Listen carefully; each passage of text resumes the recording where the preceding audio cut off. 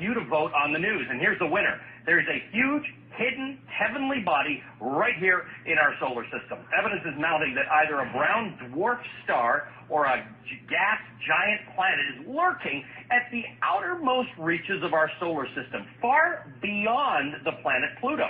According to the British newspaper The Independent, the object is 4 times the size of Jupiter. Experts say the presence of such a massive object could explain why a barrage of comets has been coming from that direction. We'll post.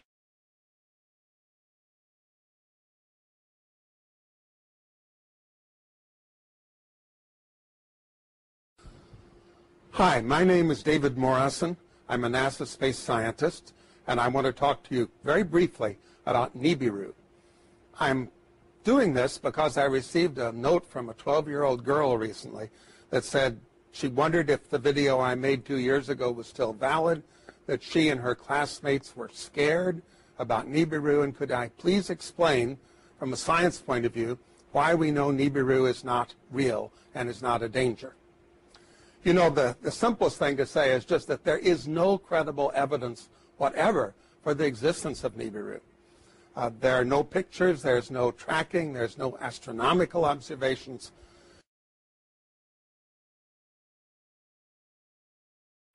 Are we being primed, Gordon, for some major announcement? Well, that's the thing is, now, the Zetas say that the Council of Worlds has told the president, you've got to announce it. I say, everyone I tell that to goes, well, I'll eat my hat if the president ever announced that. But if he did, you can speculate that the first thing he would say is Ronald Reagan had an executive order that this is top secret, and every other president signed on. But now I'm going to be the one who's breaking that because everybody has to know. And what would he? Well, we're coming up to the break.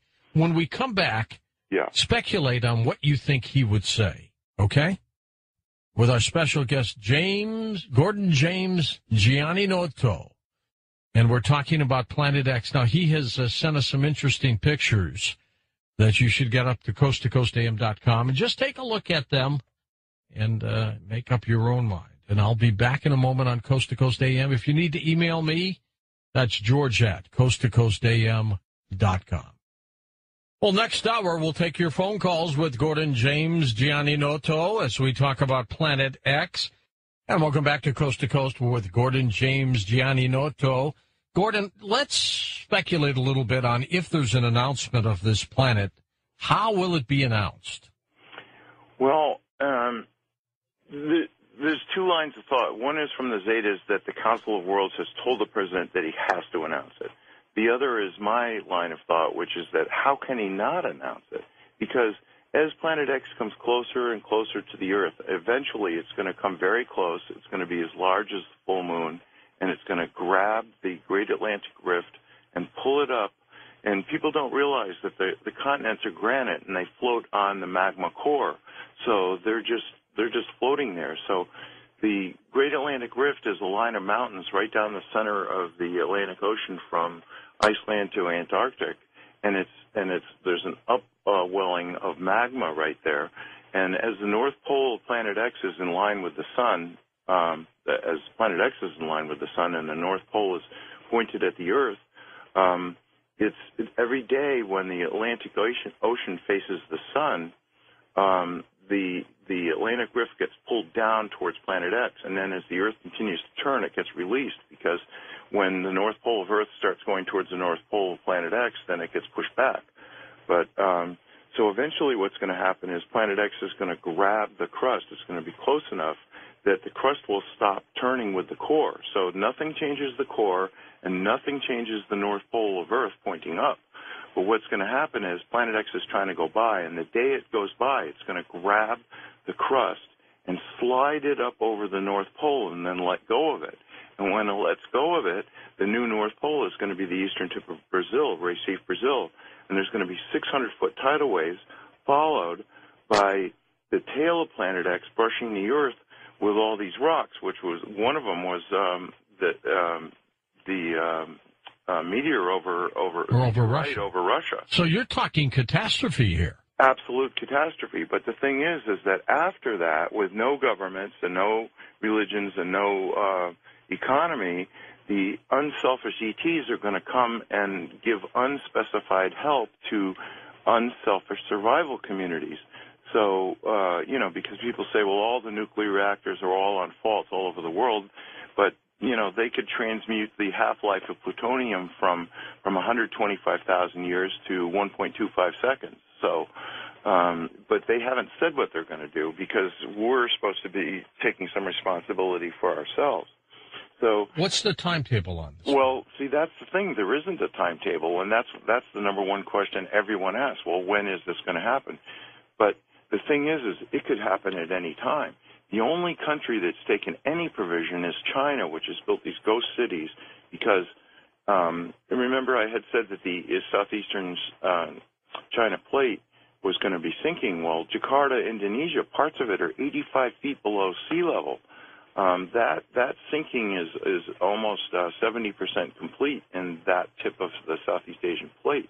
But all the other earth changes have stopped. And I was talking to Nancy on the phone. I said, that I heard that these metal boxes were found on the beaches in Oregon and they were vibrating. And I said, I think there's extraterrestrial devices. And Nancy started saying, no, I've told you before, there's no extraterrestrial devices on Earth. And all of a sudden the Zetas broke through Nancy, and speaking through her to me, they said, this is absolutely true.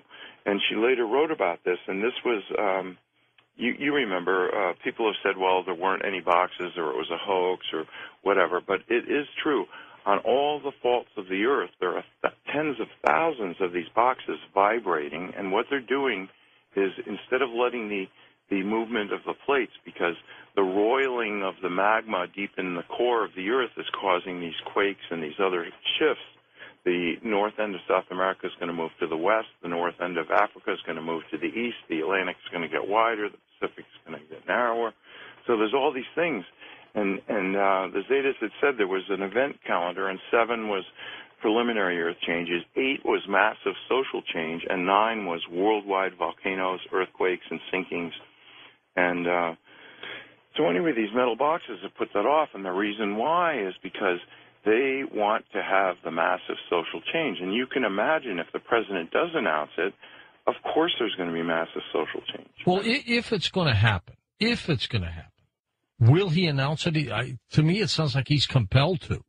Well, that's my thinking, is because when it finally separates from the sun far enough that you can see it with your naked eye. Now, I've said I've gone out, my wife has gone out, I've got hundreds of pictures of 2 suns in the sky that I took myself. Now, if I can do that, then anyone can do that. And, so there it is. There's this bright glowing area. You're not looking at Planet X itself because it's in between the Earth and the sun. So it's like trying to photograph the new moon. You just can't do it. But it's got a 5 million mile long or 10 million mile long. It's really, it's a long tail, twin-stranded, stretching towards the Earth because of static electricity. So Planet X is not going anywhere. It's sitting there. And the clump of 4 planets, the dark twin, Venus, the Earth, and Planet X, are still rotating around the sun, but they're not moving in relation to each other. And the tail is stretched towards the Earth, so that rock that came down over Russia and the other ones that were seen over San Francisco and Cuba and Japan are all from the tail of planet rocks, and there's trillions of them. So this is going to be a big disaster. So when the president announces it, and I mean, I'm not sitting in his office privy to whatever they're deciding, but I can tell you this. They really don't want people to he's not going to use the word Planet X because that's the term that the Zetas have used and that is on Zeta Talk is Planet X. That's panic time, right? So they don't want people to run to Google, do a search, and go, oh, look, there's a woman in Wisconsin who's been in telepathic contact with extraterrestrials, because that reveals 2 things. We're about to have giant disasters, and second of all, there are extraterrestrials who have been telling the truth since 1995. So they don't want to do that. So it's interesting that they started talking about it as Nibiru. So I was talking to Nancy, and she's starting to, every time she says Planet X, she goes AKA Nibiru or dash Nibiru or slash Nibiru. so that if anybody does a Google search on Nibiru, they're still going to come up with Zeta Talk. So he's going to say, look, Reagan signed an executive order making it top secret. Every president signed on, but I'm such a humanitarian that I'm telling you that there has been a planet between the Earth and the Sun for 9 years, and why not? I mean, if it separates from the Sun where every single person on Earth looks up and goes, oh my God, what's that? And the glowing area, the thing that's at the 5 o'clock position, is the tail, which is sort of transparent, translucent, whatever you want to say, because it's a cloud of dust or red iron oxide dust. It's lit by the sun, and you can see that from Earth. So that's what people are taking pictures of, is the tail of Planet X stretching towards the Earth. And you can't see Planet X itself, but one of these days, when it gets far enough from the sun, you are going to see it. And then at that day, George, don't you think everyone's going to go, the government couldn't tell us there's a planet? Sure, absolutely. No, and they're never going to believe another word the government ever says again for any reason. Not at all. All right, 6.8 billion people, Gordon, on the planet. How many people may perish? Probably 60% are going to die exactly at the moment of pole shift. And another 30% are going to die from disease and starvation and shock. I mean, what the president should be announcing and saying, listen, we've got to move away from the coastlines. I mean, imagine what a 600... And what's the timetable? Okay.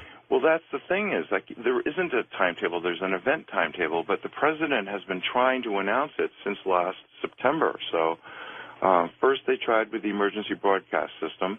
That was all screwed up. That didn't work. And then, believe it or not, I mean, you think if you're president, you can just announce whatever the hell you want. And no, you can't, because there are people, the elite and the rich and the powerful, don't want you to stop going to your job. I mean, if they announced the whole truth, do you think anyone would show up for their job? Pilots, policemen, firemen, truck drivers? No, people would want to be with their friends and family. Right, and they'd all head for Wyoming and Montana and places like that, as far away from the coast as they can. The safe havens. Right, and so you can figure out where, now I live on a mountaintop in the middle of the Maine coast because Maine was held down by glaciers, and it's slowly rising, so once the crust comes free of the core, it's just going to pop up another 500 feet. So I'll be doing fine with a 600-foot tidal wave. But Florida, that's actually going to sink. The UK, that's going to sink.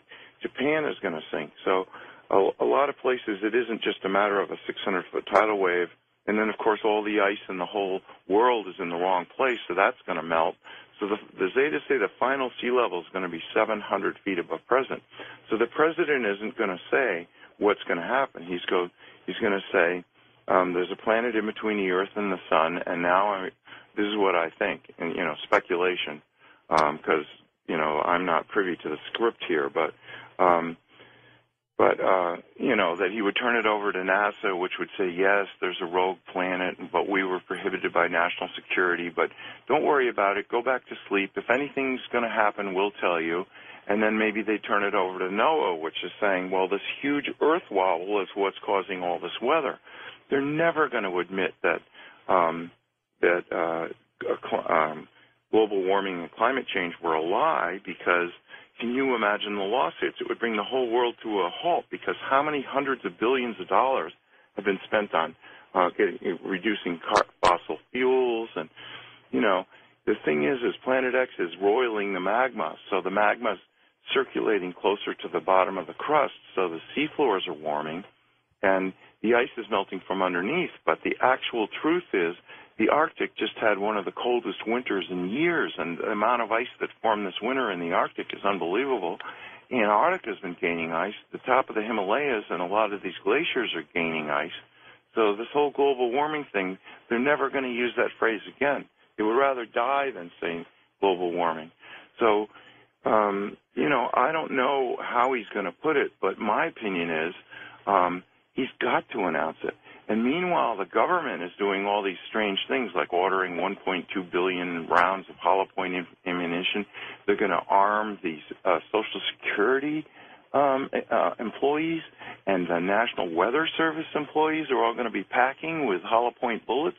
I mean, come on, who thinks that that's normal? What are they expecting?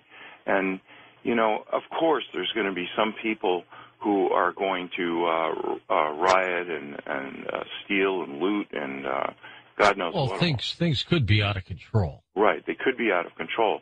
But yet, if they do announce it, then people will go, well, this is something that we're all facing together. Let's work together to save as many people as possible. But they've got to do it sooner than later. Now, I live on a mountaintop. I heat with wood. I've got an outhouse.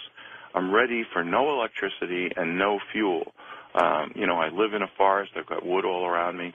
So, my theory is if you're ready for pole shift today, then you're going to be ready for it whenever else you can. But if you notice, around the world, the economy has not been getting better, regardless of what they're saying. And people are realizing every day that everything they've worked for all their lives is coming to naught. And hopefully people will say, well, really, what is important? And they'll realize, every time you see a disaster, you see people say, well, I lost everything, but, at least we all survived. And, that's what's important. And people are going to start realizing, well, maybe people are more important than possessions. But this earth wobble, I went out last July to take a picture of the full moon rising over the mountain in Maine where I live. And when I was in elementary school, we had a target range in the basement. So when I was in the third grade, we had lockers all the way down the hallway, and every guy in the third grade had his own .22 caliber rifle in an unlocked locker in the hallway, and we all had bullets in our pocket, and we couldn't wait till 3 o'clock to get out. That wouldn't happen anymore. No, and I grew up in the town next to Sandy Hook, so, but there are people who've decided to be selfish and doing awful things, but the majority of everybody is very conscientious. Maine is second in the nation for guns per person and 49th in gun-related deaths per person. So, just because, so people are legitimately saying, well, wow, I got a feeling something's not right. And you see that show, Doomsday Preppers. Oh, sure, yeah.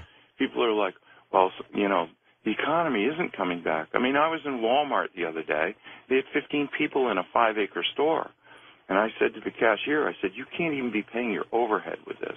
And she goes, oh, no, the economy's going to be coming back. Well, okay, fine. They've been hit hard. That's what you say. But so I was out there taking pictures of the full moon, and I guess probably I learned to have a steady stance with my hands and a camera at an early age. I used to win NRA sharpshooter awards. And that was, starting in the third grade. So anyway, I shot 2 pictures, and the mosquitoes were biting me like crazy. So I wanted to get a good picture of the full moon, and so I shot a whole series of pictures, and then I ran inside to get out away from the mosquitoes. And when I was playing them back on my computer, I realized that in 2 consecutive pictures, I hadn't moved my hands at all. There's a table up on top of the mountain, and there's the full moon. And in the second picture, the moon is moved to the right, not up. Now, if you think about it, everything, the moon, the stars, the sun, all rise in the east, go up to the midheaven, and then set in the west. And here I got 2 pictures of the moon, and between the 2 pictures, the moon moves sideways. How'd that happen? Well, that was like, I think the ETs, like I said, I've been in contact with ETs my whole life, and I think they guided me to do that because that is one of the most remarkable pictures.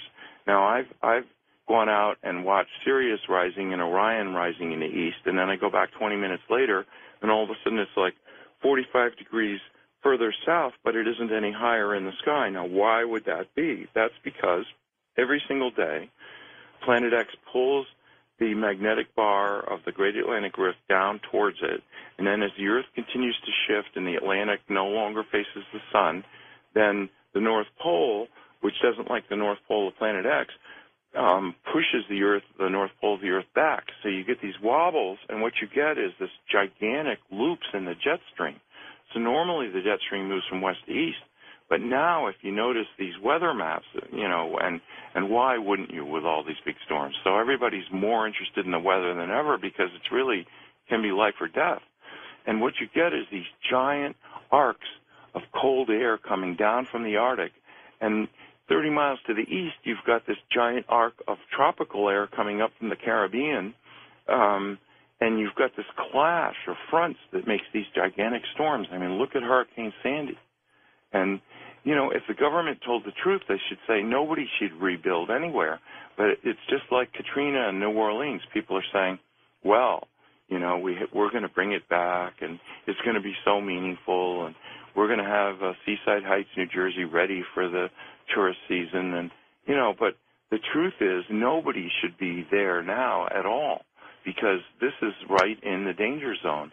They should be saying, well, we're going to move anyone that wants to go from the coast. And that's the interesting thing. The Zetas have said even when this is announced, probably only as much as 60%, but no more than that, are going to go, oh, my God, we've got to go to safety. And the rest are going to go, well, you know, I really don't want to change anything, so I'm going to keep going to work. And if a tidal wave washes over me, then that's it. You know, I'll just die.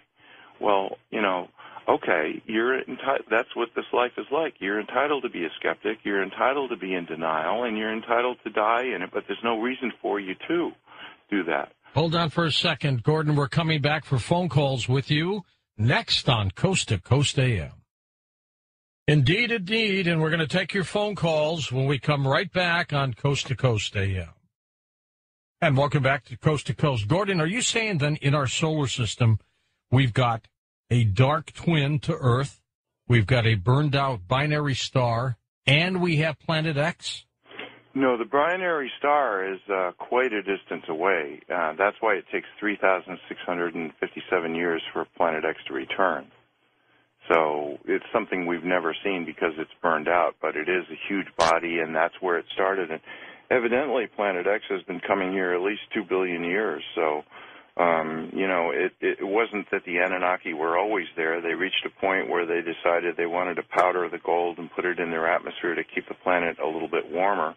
It's got giant hot magma in its core, and it's got water, which has the highest specific heat of any substance in the universe, so it holds heat. It takes longer to heat water than anything in the universe, and water holds heat longer than any. So, but they were getting cold, so that's where the whole quest for gold came from, is from that. And Richard Hoagland has said that, and he's a guest on your show quite often. Quite a bit. He said that Phobos is a spaceship because it's hollowed out and it's got chambers in it because they use ground-penetrating radar. But actually, Phobos is one giant gold nugget, and the Anunnaki, since they came back, have been mining it with robots. That's got to be worth something. Oh, my God. So, you know, but, you know, if anybody thinks I'm making this stuff up, I mean, go do a search in Wyoming. Dick Cheney tried to get the Wyoming legislature, and he only failed by a few votes, to buy a used aircraft carrier. Now, what in the hell would Wyoming use? There's no water there, is there? Well, that's the thing is, you know, Edgar Cayce said that Omaha was going to be the greatest seaport in North America after pole shift. And, you know, evidently he's planning that the Mississippi will split wide, or saltwater will go up to the Great Lakes, and then up the Missouri and the Platte Rivers, and then maybe the Red River. And I guess they were planning to, you know, keep it, I don't know, in the Great Lakes or in the Gulf, and then float it right up to Wyoming. But you can see why he would want that. It's got nuclear power. It's got a hospital. It holds 5,000 people, and he could load it with fighter strike jets, you know, and be king of the world. And you look at the billionaires around the earth, they're trying to start their own space programs. But the Council of Worlds has said, no, nobody's going to leave Earth and come back as kings of the earth afterwards. No, they're all going to have to go through it. And whether you're a billionaire or not, you're going to have to roll up your sleeves. So, you know, you've heard of the idea of these deep underground bunkers everybody was going to head to. Yeah. But, you know, how well are they going to survive in 10-plus power earthquakes? So they're not. But then, you know, after pole shift, at the hour of pole shift, when the tidal waves start, then everyone's going to, after that, there won't be any earthquakes, so people are going to want to be underground, because how are you going to survive this fall of rocks? Okay, let's go to the phones. You to vote on the news, and here's the winner. There's a huge, hidden, heavenly body right here in our solar system. Evidence is mounting that either a brown dwarf star or a gas giant planet is lurking at the outermost reaches of our solar system, far beyond the planet Pluto. According to the British newspaper The Independent, the object is 4 times the size of Jupiter. Experts say the presence of such a massive object could explain why a barrage of comets has been coming from that direction. We'll post. Planet X is a very controversial subject, but when we study it, we find that it may hold answers to some of life's most perplexing questions. Everything from evolution to how we came about as a species, to current Earth changes and what might lie ahead for us in the future. My name is Robert Sepper, and this video is my attempt to explain some of these mysteries. To understand everything thoroughly, we must start from our past.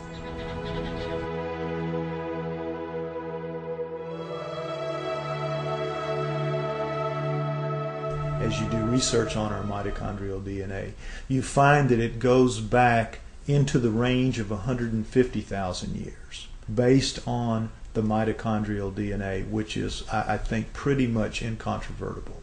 If we're 150 to 200,000 years old, that throws a huge, gigantic wrench into the establishment position that we evolved from creatures that were walking upright approximately 4 million years ago. The early Australopithecines, Lucy, everyone is familiar with her, at around 3.2 to 3.5 million years ago, and they're finding new ones all the time. And all they say is to qualify as human is to be upright walking. If you're an upright walking pre-creature, you're called a pre-human. And even though all of those creatures, right through Neanderthal, from Lucy at 4 million years ago, right through the Homo habilis, Homo erectus, Neanderthal to Cro-Magnon, right up to Cro-Magnon, all of those creatures don't look anything like human beings as we are today. They are as different from us as primates. In fact, they look like primates. They look like upright walking primates. Up through Neanderthal, back to Lucy, and whatever's going to come before her. What could make something change so radically, literally overnight, in anthropological terms, and be anything remotely associated with Darwinism?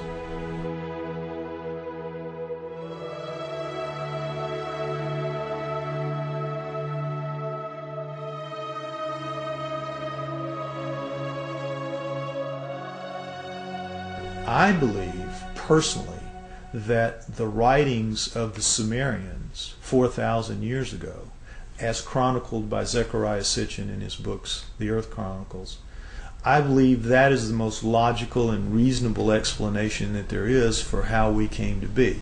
20 some odd years ago, Zechariah Sitchin wrote The 12th Planet.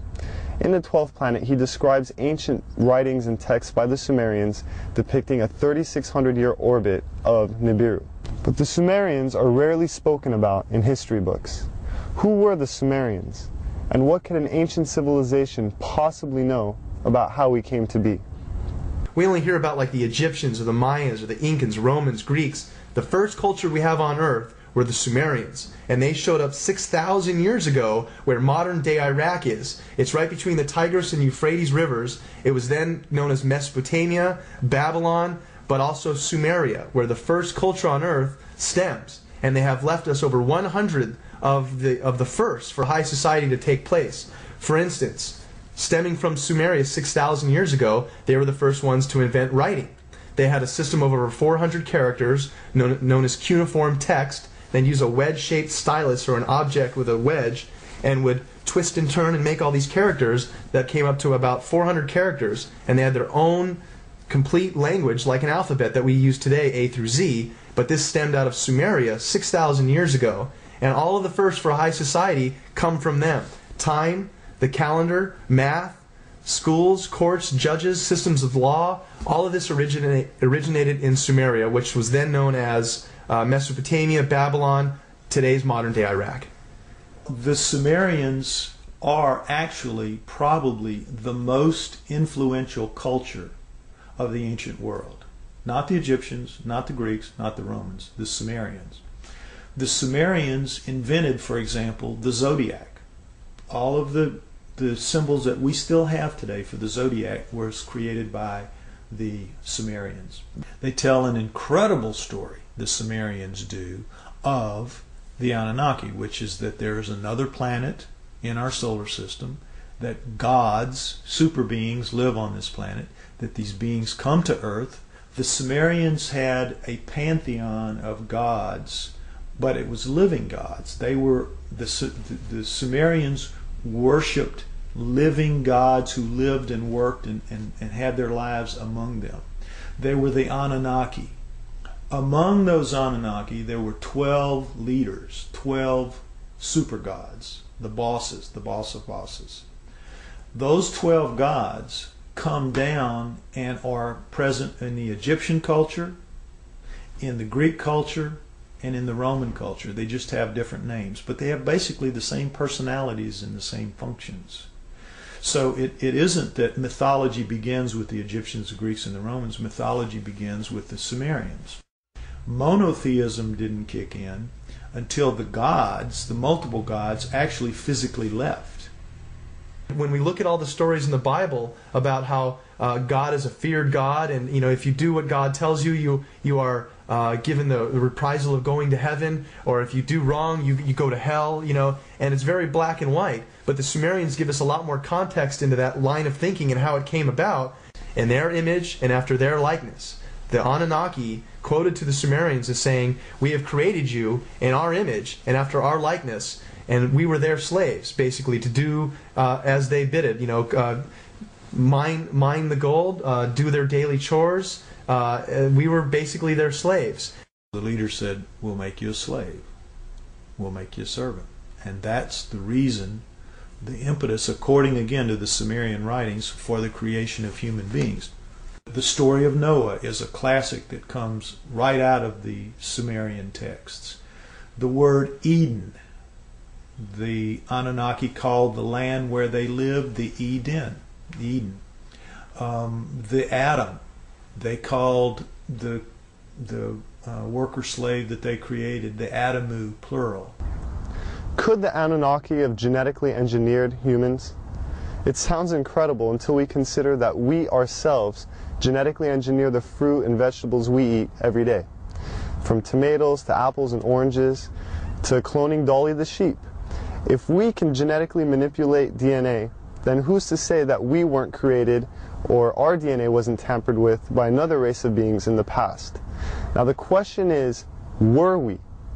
Did they? And if we were, there must be some empirical evidence, some clues left behind, besides writing in a text, that points to this. If you look at the human genome, you'll see that it looks very much like a primate genome, except the second and third chromosomes are fused into one. So, what does that solve? It gives you all the chromosomal material of the primate, but it's now only taking up the space in the combining process of 46. It is 46 chromosomes with 48 chromosomes of genomic material still in there. Now, how could nature do that? How could nature fuse those two chromosomes together in any length of time? It wouldn't happen. It couldn't happen. That was done. According to Sitchin, we were created genetically by the Anunnaki as a worker, to mine gold for them, to serve them. People out there, even if you're not a scholar, even if you're not anything, if you open your eyes a little bit to this and you start just doing your own research, you're going to find paths there that lead you to some things that are going to awaken new ideas into you. And the next few years, I think we're going to see a watershed of information that is going to absolutely rewrite every book of history. There's evidence left over this entire planet when you start thinking, and you must believe that we are the offspring of these people. If there was a God, the God created those people before they created us. We are here because of an act of divine creation, but they were people just like us, only older, only more technically advanced. We need to rediscover that in ourselves, that we are a great civilization. We came from a great civilization. Right. And I would tell anybody to look, open your eyes and look for it. Don't be blinded to something that's led to nothing but the slaughter of ourselves for thousands of years. And we still are at that point. We're still a warring society. When this documentary or others like it are put out there and enough people will see it, at least that will start a beacon somewhere that will start shining a little bit brighter. And so at some point we're going to see that we have a different history than what we've been given. The proof's there. Our true history may be indeed very different than what we've been taught through the ages. Whether this data has been withheld or our identities have just been forgotten, it is our responsibility now to rediscover who we are and where we're going.